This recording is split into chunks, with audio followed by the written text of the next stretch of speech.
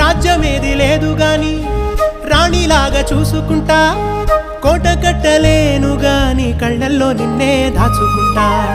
రాత ఎట్లా రాసి ఉన్నా ఆ మార్చి నీతో రాసుకుంటా. స్వర్గమంటూ ఉన్నదంటే అది నీతోనే ప్రతిరోజు పంచుకుంటా.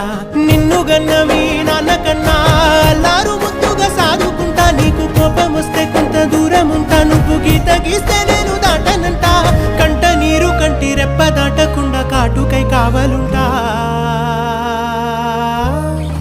రాంబాయి నీ మీద నాకు మనసాయనే, ఏనాడు నిన్ను వీడిపోని నీడైతనే.